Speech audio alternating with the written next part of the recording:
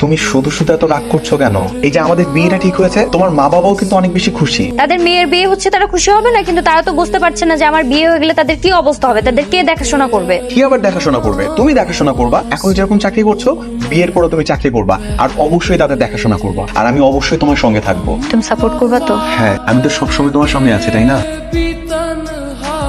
কি ব্যাপার, তোমার কি মন খারাপ? বাবা মাকে মিস করছি, ওদের ছাড়া কখনো থাকিনি তো, এই জন্য মনে করছে।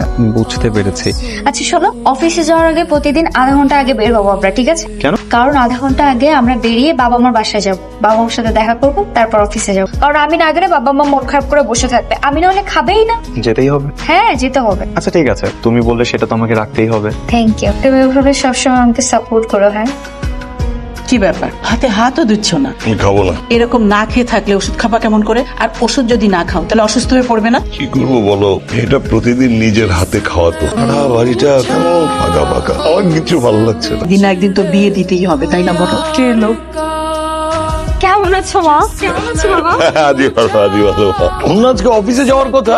হ্যাঁ এই যে অফিসে যাচ্ছি তো, তোমার জামাইকে বললাম অফিসে যাওয়ার আগে বাবার সাথে একটু দেখা করে যাই। তুমি যাও না, একটু বসো, আমি 5 মিনিটের মধ্যে বাবা মাকে খাইয়ে দিয়ে তারপর বেরোচ্ছি। হ্যাঁ ঠিক আছে। মা তাড়াতাড়ি বসো, তাড়াতাড়ি বসো, খেয়ে নাও। বাবাকে খাওয়াতে হবে, তোর বাবাকে ভালো করে খাও। 3 দিন ধরে তোর বাবা খাওয়া দাওয়া এখানে ছেড়ে দিস। কেন বাবা, তোমার না মেডিসিন আছে, ঠিক মতো না খেলে হবে? কি বললো আমি খাচ্ছি না? এ দেখছিস না, খাওয়ার নিয়ে বসে আছি সামনে। তুমি ঠিক মতো খাচ্ছ না তাই না বাবা? আমাকে মিস করছো? নাও খেয়ে নাও।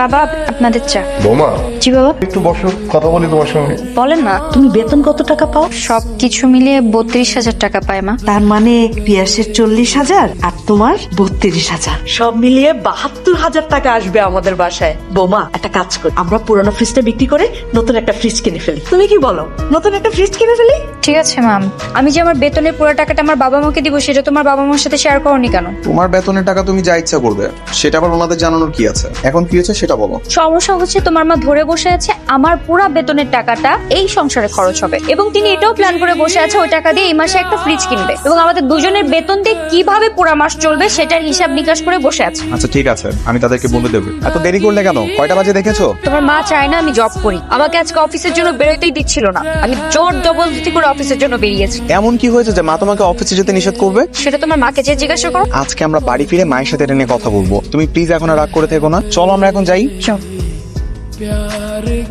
আমরা এদিকে কোথায় যাচ্ছি? আমাদের না ওইদিকে যাওয়ার কথা, বাবা মার বাসায় যাবো না? তুমি কি পাগল হয়ে গেছো? এখন আমরা যদি উল্টো পথে যাই তাহলে আমাদের অফিসের অনেক দেরি হয়ে যাবে। তুমি অফিসে গিয়ে ফোন দিয়ে জানিয়ে দিও তুমি আগামীকাল যাবা। কি তুমি জানো না বাবা মামার জন্য না খেয়ে বসে থাকে? আমি যদি না যাই ওনারা আমার জন্য অপেক্ষা করে বসে থাকবে।